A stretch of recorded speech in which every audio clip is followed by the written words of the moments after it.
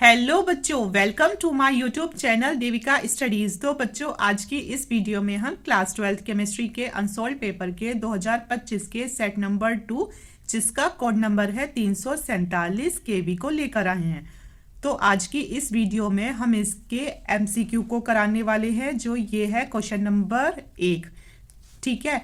और दूसरा इसमें आज हम क्या कराने वाले हैं आपको, और दूसरा इसमें आज हम आपको कराने वाले हैं ये क्वेश्चन नंबर 2। ठीक है। और जिसको स्क्रीनशॉट लेना है तो वो इनका स्क्रीनशॉट ले लीजिए। तो आइए अब हम अपनी वीडियो को स्टार्ट करते हैं। आज हम इसके पार्ट नंबर 1 को लेकर आए हैं। तो क्वेश्चन नंबर 1 में एमसीक्यू पूछे जाते हैं, जो कि 6 नंबर के पूछे जाते हैं। तो इसमें क्वेश्चन नंबर 1 का क्या पूछा गया था कि 1 विलियन में विलय की सांद्रता 3.5 ppm है। इसे निम्नलिखित में किसके द्वारा व्यक्त कर सकते हैं। तो बच्चों, इसे कैसे करोगे, तो आपको पता होना चाहिए कि ppm की फुल फॉर्म होती है पार्ट्स पर मिलियन। तो 1 विलियन में विलय की सांद्रता को 3.5 ppm कहा जाता है। और बच्चों, 3.5 ppm को और कैसे लिखा जाता है, तो ये 3.5 मिलीग्राम प्रति लीटर के बराबर होता है, या फिर इसे लिख देते हैं 3500 ppb। क्या लिखते हैं, या फिर यह होगा 3500 ppb। अगर आपको इसके ऑप्शंस में कहीं भी 3500 ppb भी लिखा है तो भी आंसर ठीक होगा। आपको बस ये तीनों बातें ध्यान रखनी है, क्योंकि ऑप्शन में इनमें से आपसे कुछ भी पूछ सकते हैं। तो इसका करेक्ट आंसर क्या होगा, तो ये कितने के बराबर होता है, तो ये होता है 3.5 मिलीग्राम प्रति लीटर के बराबर। तो इसका करेक्ट आंसर होगा सी पार्ट। ठीक है। अब इसमें अगला क्वेश्चन क्या पूछा गया है, तो इसमें अगला क्वेश्चन पूछा गया है कि Mn की अति सामान्य ऑक्सीकरण अवस्थाएं हैं। तो आपको ये तीनों ही अच्छे से पता होनी चाहिए, क्योंकि ऑप्शन में या फिर क्वेश्चन में आपसे कुछ भी पूछ लिया जाएगा। जैसे पिछली साल पूछ लिया गया था अति सामान्य ऑक्सीकरण अवस्थाएं, तो अब पूछ सकते हैं कि स्थिर ऑक्सीकरण अवस्था क्या है। ठीक है। तो इसलिए आपको इसकी तीनों ऑक्सीकरण अवस्थाएं पता होनी चाहिए। तो Mn की सबसे स्थिर ऑक्सीकरण अवस्था है +2। और अगर बात करें अति सामान्य ऑक्सीकरण अवस्था की, तो वो है +2 और +7। और अगर बात करें सामान्य ऑक्सीकरण अवस्था की, तो वो होती है +2 +4 +6 और +7। अब अगर आपको ऐसे याद नहीं रहती तो आपकी लैंग्वेज में समझा दूं कि जैसे ये क्या है, इसकी सबसे स्थिर ऑक्सीकरण अवस्था। स्थिर का मतलब कि जो इसके साथ हमेशा चिपकी हुई ही रहती है। जैसे कि आप ये समझ लो कि ये इसका जिगरी यार है। कौन है, +2। Mn का जिगरी यार कौन है, तो वो होता है +2। और अगर इसे याद करना है तो ऐसे करो कि Mn का बेस्ट फ्रेंड कौन है, तो देखो +2 तो हमेशा चिपका ही रहेगा, और बेस्ट फ्रेंड और कौन सा है, और साथ में है +7। अब तीसरे में आपसे पूछा है सामान्य ऑक्सीकरण अवस्था, मतलब इनको समझ लो कि ये इसके नॉर्मल फ्रेंड है। तो उसमें +2 और +7 मतलब इसके बेस्ट फ्रेंड भी आएगा और इसका जिगरी यार भी आएगा, और साथ में +4 और +6 भी आ जाएगा। ठीक है। तो अगर पूछा जाए इसमें सबसे स्थिर कौन है, मतलब इसका जिगरी यार, तो वो है +2। और अगर पूछा जाए अति सामान्य ऑक्सीकरण अवस्था यानी इसका बेस्ट फ्रेंड, तो वो है +2 और +7। और अगर पूछा जाए सामान्य ऑक्सीकरण अवस्था यानी इसका नॉर्मल फ्रेंड, तो वो इसके 4 हैं, तो वो आ जाएंगे +2 +4 +6 और +7। तो इसका कौन सा ऑप्शन सही है, इसमें पूछा है अति सामान्य ऑक्सीकरण अवस्थाएं इसकी, तो मतलब इसका बेस्ट फ्रेंड पूछा है, जो कि है +2 और साथ में +7। ठीक है। तो इसका ये ऑप्शन ठीक होगा। अब इसमें अगला क्वेश्चन पूछा गया था कि CuCN4 3- आयन में Cu की उपसह संयोजन संख्या क्या है। अगर आपसे क्वेश्चन में उपसह संयोजन संख्या की जगह समन्वय संख्या पूछ लिया जाए तो भी इसका मतलब यही होता है। ठीक है। अब इसमें पूछी किसकी है, तो इसमें पूछी है Cu की, तो जिसकी पूछते हैं उसको तो छुपा लेते हैं। ठीक है। और जो इसके साथ होता है उसकी निकालनी पड़ती है। तो आपको पता होना चाहिए जो ये Cn है, Cn होता है साइनो, और ये कौन सा लिगेंड है, तो बच्चों ये एक दंती लिगेंड है। कैसा लिगेंड है, तो आपको पता होना चाहिए कि जो Cn है यानी साइनो, तो ये एक दंती लिगेंड होता है। एक आ रहा है ना इसमें, तो इसकी जो उपसह संयोजन संख्या होगी तो वो 1 होगी। और इसमें कितने हैं Cn, तो इसमें जो Cn है तो ये है 4, तो इसमें 4 की गुना हो जाएगी, तो कितना आ जाएगा आंसर? तो इसका आंसर होगा 4। तो इसमें Cu की उपसहज संयोजन संख्या 4 होगी, तो ये इसका आंसर ठीक है। ठीक है, अब अगला क्वेश्चन पूछा गया था कि वोल्फ किश्नर अपचयन द्वारा प्राप्त होता है, तो आपको पता होना चाहिए कि इसके अपचयन से एल्केन प्राप्त होता है, पर ऑप्शन में एल्केन कहीं नहीं है क्योंकि इसमें एल्केन ना देकर इसमें दिए गए हैं ये समूह। ठीक है, तो इसका आंसर होगा कि वोल्फ किश्नर अपचयन से एल्केन तो प्राप्त होता है जिनमें एल्डिहाइड और कीटोन के कार्बोनिल समूह, कार्बन डबल बॉन्ड ओ होता है एल्डिहाइड या फिर कीटोन का समूह। ठीक है, तो इसको मेथिलिन समूह यानी CH2 में अपचयित किया जाता है। तो इसमें अगर ऑप्शन में कहीं एल्केन होता तो वो आता, पर इसमें एल्केन नहीं देकर आपसे सीधा इसका समूह पूछ लिया गया, तो इसका समूह है CH2। तो बच्चों आप इसे याद कैसे करोगे? तो इसे अगर आपको याद करना है तो आपको एक काम करना पड़ेगा कि एक पेज लो और उस पर सिर्फ ये चीज़ लिख लो। ठीक है, और इसको लिखने के बाद आप क्या काम करोगे कि हर रोज सुबह उठकर कुछ करो या ना करो, इसे सिर्फ एक बार देख लो। ठीक है, तो ये आपको अपने आप अच्छे से याद हो जाएगा। अब इसमें अगला क्वेश्चन पूछा गया था कि निम्नलिखित में से कौन सी एमीन कार्बिल एमीन अभिक्रिया नहीं देती है। ठीक है, आपसे क्वेश्चन पूछा गया है कि इसमें से कौन सी ऐसी एमीन है जो कि कार्बिल एमीन अभिक्रिया नहीं देती है। तो ये आपको ऑप्शंस दे रखे हैं, तो आपको पता होना चाहिए जैसे ही कार्बिल एमीन अभिक्रिया आता है तो आपके दिमाग में एकदम आना चाहिए कि जो प्राथमिक एमीन है और साथ में क्लोरोफॉर्म, तो ये दोनों ही कार्बिल एमीन अभिक्रिया देते हैं। तो आपको इसमें कहीं दिख रहा है प्राथमिक एमीन? तो सबसे पहले हम देखेंगे इसमें प्राथमिक एमीन को। तो आपको समझा दूं बच्चों, आपको एमीन की पहचान करा दूं पहले। ठीक है, प्राथमिक एमीन कौन सा होता है? तो इसका सूत्र होता है RNH2। ठीक है, इसे 1 डिग्री एमीन भी कहते हैं।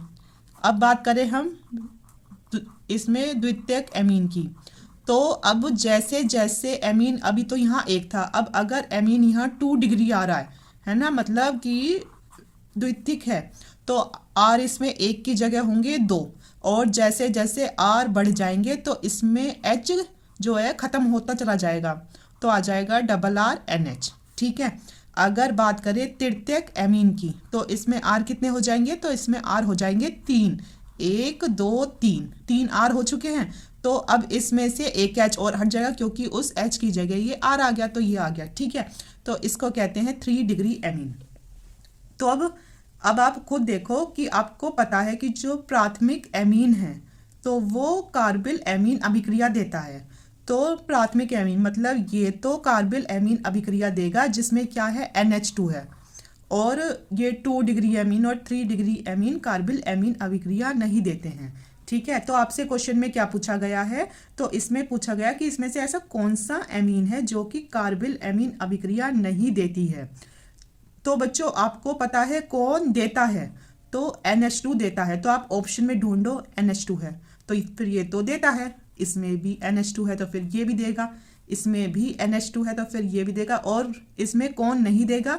तो ये किसका एग्जाम्पल है? तो ये है NH का, यानी ये दे रखा है 2 डिग्री का, तो यही नहीं देता कार्बिल एमीन अभिक्रिया, क्योंकि हमसे पूछा गया था कि कौन नहीं देता। ठीक है, अब इसमें अगला क्वेश्चन पूछा गया था कि ग्लूकोज में उपस्थित एल्डिहाइडिक समूह निम्नलिखित में कौन सा परीक्षण नहीं देता। आप इसमें कुछ मत याद रखो, आप इसमें सिर्फ ये याद रखो कि जो ग्लूकोज है कि ये कौन सा परीक्षण नहीं देता। तो आपको पता होना चाहिए ग्लूकोज शिफ परीक्षण नहीं देता। कौन सा परीक्षण नहीं देता? तो जो बच्चों ग्लूकोज है तो ये शिफ परीक्षण नहीं देता है। ठीक है, आप इसको और जो पहले क्वेश्चन बताया था इन्हें एक पेज पर लिख लो और इन्हें सिर्फ सुबह उठकर रोज एक बार देखो, बस इन्हें आपको याद भी नहीं करना। अगर आप इन्हें रोज सुबह उठकर सिर्फ एक बार देखोगे ही तो आपको हर रोज देखने से ही ये याद हो जाएंगे। अब अगला क्वेश्चन पूछा गया था क्वेश्चन नंबर 2। क्वेश्चन नंबर 2 का क्या पूछा गया था कि मोलरता तथा मोललता को उदाहरण द्वारा समझाइए। तो ये क्वेश्चन भी 2 नंबर का पूछा गया था। तो सबसे पहले हम समझेंगे कि मोलरता क्या होता है। तो बच्चों 1 लीटर विलयन में, किसमें? 1 लीटर विलयन में उपस्थित विलय के मोलों की संख्या को उस विलयन की मोलरता कहते हैं। किसे कहते हैं? कि 1 लीटर विलयन है, उसमें जो उपस्थित विलय हैं उसके मोलों की संख्या उस विलयन की मोलरता कहलाती है और इसे कैपिटल M से दर्शाते हैं। इसका सूत्र होता है मोलरता बराबर विलय के मोलों की संख्या और इसके नीचे आता है विलयन का आयतन लीटर में। तो इसका सूत्र आपको पता होना चाहिए। तो जो बच्चों मोलरता है उसका सूत्र होता है विलय के मोलों की संख्या और नीचे आता है विलयन का आयतन लीटर में। ठीक है, अब आपको पता होना चाहिए इसका एक और सूत्र हो सकता है मोलरता का, क्योंकि चूंकि जो मोल होते हैं तो वो बराबर होते हैं भार बटे अणुभार के। किसके? भार बटे अणुभार के। तो इस मोल की जगह आप लिखोगे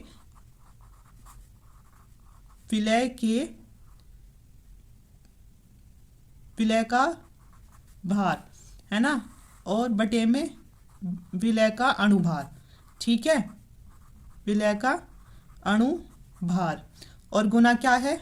इस विलयन का आयतन। तो इधर लिखोगे विलयन का आयतन।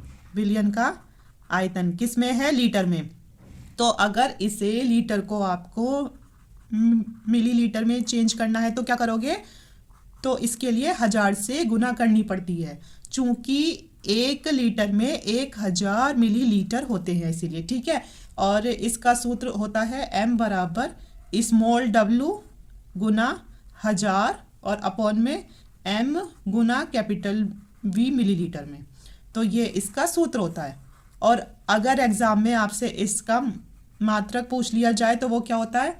तो इसका मात्रक होता है मोल प्रति लीटर। क्या होता है? तो इसका मात्रक होता है मोल प्रति लीटर। अब हम देखेंगे कि मोललता किसे कहते हैं। तो बच्चों इसकी परिभाषा है कि 1 किलोग्राम विलायक में उपस्थित विलय के मोलों की संख्या उस विलयन की मोललता कहलाती है। इसे M डैश से दर्शाते हैं। तो बच्चों उसमें और इसमें क्या अंतर था? तो उसमें तो था इधर 1 लीटर विलयन और इसमें है 1 किलोग्राम विलायक। ठीक है, और वरना सारी परिभाषा ऐसी की ऐसी है। और इसका सूत्र होता है कि विलय के मोलों की संख्या और नीचे आएगा विलायक का भार किलोग्राम में। ठीक है, तो इसका जो नॉर्मल सूत्र होगा तो वो होगा M डैश बराबर, इसमें होगा स्मॉल w यानी भार बटे अणुभार, अणुभार हो जाएगा स्मॉल m, और जो ये है विलायक का भार होगा इसमें कैपिटल W। किस में दे रखा है?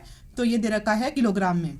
और अगर हमें इसे ग्राम में चेंज करना है तो ऊपर 1000 से गुना करनी पड़ेगी, चूंकि 1 किलोग्राम में 1000 ग्राम होते हैं।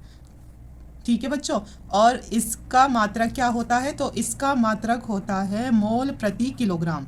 क्या होता है? तो इसका मात्रक होता है मोल प्रति किलोग्राम। अगर उसका पूछे तो उसका मात्रक था मोल प्रति लीटर और इसका मात्रक है मोल प्रति किलोग्राम। ठीक है, अब अगला क्वेश्चन पूछा गया था, तो ये भी क्वेश्चन 2 नंबर का था। इसमें क्वेश्चन पूछा गया था कि निम्नलिखित को समझाइए। तो इसका फर्स्ट पॉइंट दिया गया था कि लैंथेनाइड आकुंचन, और इसमें सेकंड पॉइंट दिया गया था कि लैंथेनाइड तथा एक्टिनाइड की ऑक्सीकरण अवस्थाएं। तो इसमें इन दोनों को समझाना था।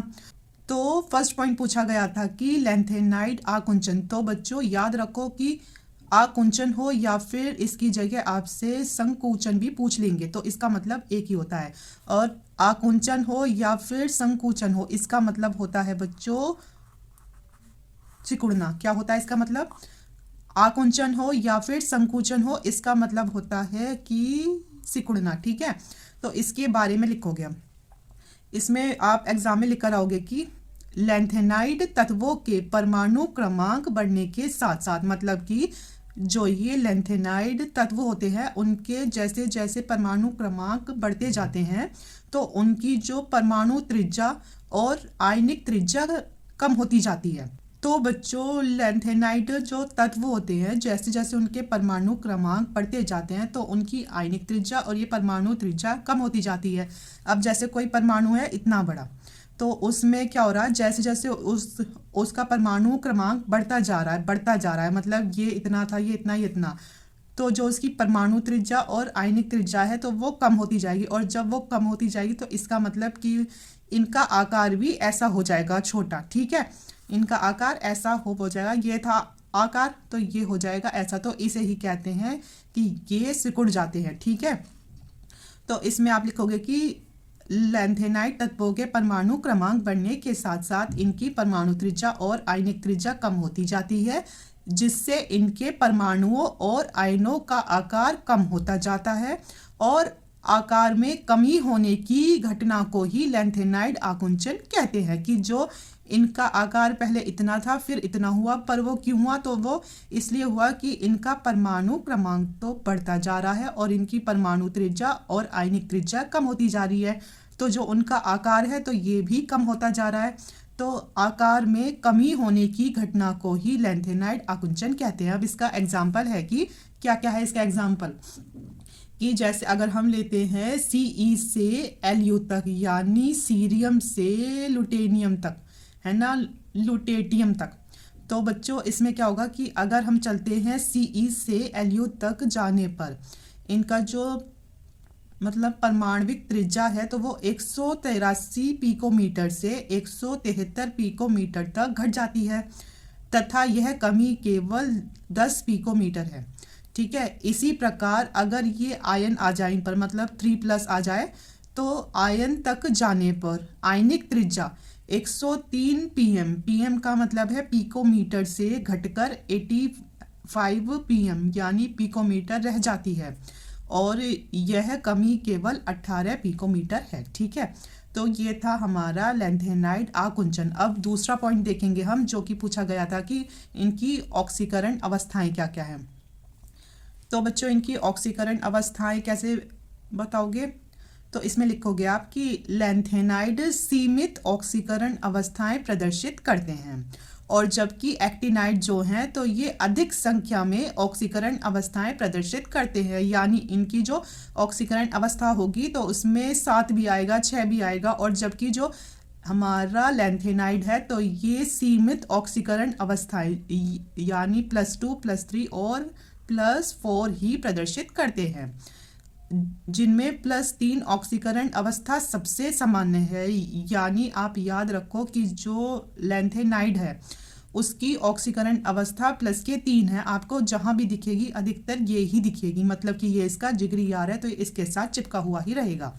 इसका कारण है कि 4F, 5D और 6S उपकोषों के बीच अधिक ऊर्जा अंतर होता है इनके, ठीक है।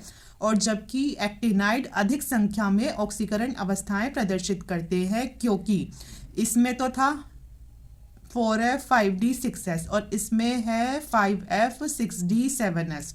उपकोषों में ऊर्जा अंतर कम होता है, इनमें ऊर्जा अंतर अधिक होता है, और जबकि इनमें ऊर्जा अंतर कम होता है। तो ये है इनकी ऑक्सीकरण अवस्थाएं।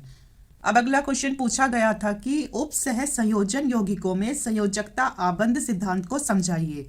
तो ये 2 नंबर का पूछा गया था, तो ये आसान है वो, तो इसमें आप 2 से 3 पॉइंट लिखकर आ सकते हो, क्योंकि ये आपसे केवल 2 नंबर का ही पूछा जाएगा। तो इसमें लिखोगे आप कि इस सिद्धांत को लाइनस पॉलिंग नामक वैज्ञानिक ने दिया था। आपको इनके साइंटिस्ट का नाम जरूर पता होना चाहिए, क्योंकि MCQ में पूछा गया है। तो इस सिद्धांत को लाइनस पॉलिंग नामक वैज्ञानिक ने दिया था।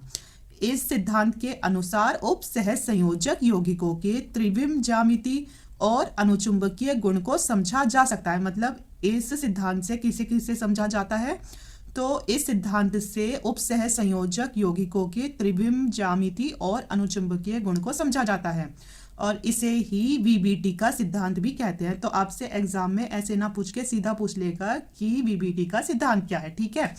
तो इस सिद्धांत के अनुसार अब हम इसके 2-3 पॉइंट को याद रखेंगे। तो इसमें पहला पॉइंट था कि किसी उपसह संयोजक यौगिक में, तो उपसह संयोजक यौगिक लिया है हमने K4FeCN6। क्या लिया है? K4FeCN6। तो किसी उपसह संयोजक यौगिक में केंद्रीय धातु परमाणु, तो बच्चों जो ये बड़ा ब्रैकेट होता है इसमें जो ये छोटा ब्रैकेट होता है तो इसके साइड वाला होता है ये केंद्रीय धातु परमाणु, ठीक है। और जो ये इस ब्रैकेट में होता है तो इसे कहते हैं लिगेंड। तो किसी उपसह संयोजक यौगिक में केंद्रीय धातु परमाणु में, तो ये क्या है, तो ये Fe है, केंद्रीय धातु परमाणु। तो इसमें उप सह संयोजक संख्या के बराबर। उप सह संयोजक संख्या होती है बच्चों ये जो इस छोटे वाले ब्रैकेट के बाहर लिखा होता है, जैसे इस पे लिखा है 6, तो ये 6 क्या है, तो ये है उप सह संयोजक संख्या। तो ये किसके बराबर होती है, तो जो ये उप सह संयोजक संख्या है यानी जो ये 6 लिखा है, तो ये इस Fe के जो खाली कक्षक होंगे उनके बराबर होती है। तो इसमें सिर्फ इतना ही बताया गया है कि केंद्रीय धातु परमाणु, क्या केंद्रीय धातु परमाणु के खाली कक्षक उप सह संयोजक संख्या के बराबर होते हैं। ठीक है, अब इसमें दूसरा पॉइंट आप लिख कर आओगे कि केंद्रीय धातु परमाणु के खाली कक्षक संकरित होकर, क्या होकर, संकरित होकर समान संख्या में समान ऊर्जा के नए संकरित कक्षक का निर्माण करते हैं। एक बार फिर से सुनिए कि केंद्रीय धातु परमाणु जैसे FeI ये, तो इसके जो खाली कक्षक हैं तो वो जो है तो ये संकरित होकर समान संख्या में समान ऊर्जा के नए संकरित कक्षक का निर्माण करते हैं। अब जैसे उप सह संयोजक संख्या अगर है 2, जैसे अगर इस 6 की जगह होता 2, तो अगर इसका करा जाता संकरण तो होता संकरण sp, मतलब कि आपको पता होना चाहिए कि 2 का संकरण होता है sp। और अगर बात करें इसकी त्रिविम ज्यामिति की तो ये होती है रेखीय। अगर उप सह संयोजक संख्या 2 है, संकरण sp होगा और इसकी त्रिविम ज्यामिति होगी रेखीय। ऐसे ही अगर उप सह संयोजक संख्या 4 है तो इसका संकरण होगा sp3। आप खुद देखो इधर क्या लिखा है, ये 2 है तो p पे 1 कम आ गया, मतलब p पे कुछ नहीं आया, और इस पर क्या है 4 है तो इसका 1 अगर कम किया गया तो इस पे कितना आया 3, और अगर 2 से 1 कम किया गया तो 1 आता, तो वो तो हम ऐसे ही नहीं होते लिखते हैं। ठीक है, तो आप इसे ऐसे भी याद कर सकते हो कि अगर 4 है तो अगर 4 में से 1 गया तो उस पर p पर उतना ही आएगा, मतलब आ जाएगा sp3। तो इसकी जो त्रिविम ज्यामिति होगी तो ये होगी चतुष्फलकीय। ठीक है, अब इसका तीसरा पॉइंट है क्योंकि उसमें हमने लिखवाया था कि ये अनुचुंबकीय गुण को भी दर्शाता है। अब तीसरा पॉइंट है यदि किसी संकुल यौगिक के पास, तो बच्चों संकुल यौगिक और उप सह संयोजक यौगिक का मतलब एक ही होता है। तो यदि किसी संकुल यौगिक के पास एक भी अयुग्मित इलेक्ट्रॉन है तो वह यौगिक अनुचुंबकीय गुण दर्शाता है। आपको याद रखना है अनुचुंबकीय का मतलब कि उसमें अयुग्मित इलेक्ट्रॉन पाए जाते हैं। कोई भी अनुचुंबकीय तभी होता है जब उसमें अयुग्मित इलेक्ट्रॉन पाए जाते हैं, यानी उनका कोई साथी नहीं होता। ठीक है, अब अगला क्वेश्चन पूछा गया था कि वोल्टेज फिटिंग अभिक्रिया को समझाइए, को उदाहरण द्वारा स्पष्ट कीजिए। तो ये क्वेश्चन भी 2 नंबर का पूछा गया था।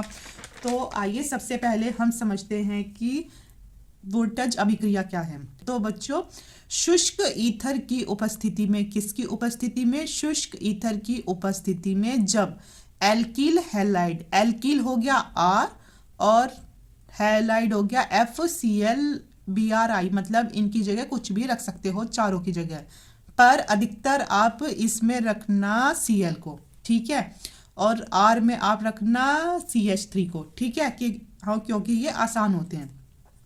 तो वोल्टेज अभिक्रिया होती है कि शुष्क ईथर की उपस्थिति में जब एल्किल हैलाइड के 2 अणु सोडियम धातु से क्रिया करते हैं तो एल्केन प्राप्त होता है। आपको पता होना चाहिए कि वोल्टेज अभिक्रिया में एल्केन प्राप्त होता है।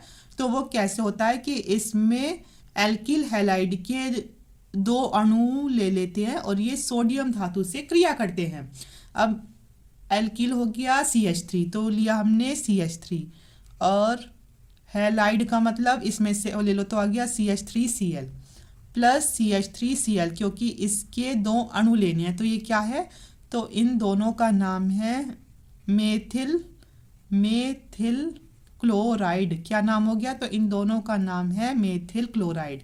इसकी अब जब ये 2 अणु है तो अब इसमें हम सोडियम भी कितने लेंगे, 2, और किसकी उपस्थिति में, तो शुष्क ईथर की उपस्थिति में। किसकी में, शुष्क ईथर की उपस्थिति में। तो क्या बनता है, एल्केन बनता है, एल्केन आएगा। तो इसमें CH3 और CH3 आ जाएगा। ठीक है, CH3 और CH3 या फिर आप इसे ऐसे भी लिख सकते हो, कितने कार्बन, 2 कार्बन, हाइड्रोजन कितने, 3 और 3 6, तो इसका नाम है एथेन। क्या नाम है इसका, तो इसका नाम होता है बच्चों एथेन। तो प्लस अब इसमें क्या बचा, इसमें से CH3 गया, CH3 गया, तो क्या बचा 2NaCl, क्योंकि इसमें Cl भी कितने हैं, 2 Cl है। तो ये बहुत ही आसान होती है वोल्टेज अभिक्रिया। तो बच्चों वोल्टेज अभिक्रिया भी शुष्क ईथर की उपस्थिति में कराई जाती है, और इसमें भी सोडियम के भी 2 अणु लेते हैं और एल्किल हैलाइड के भी 2 अणु लेते हैं।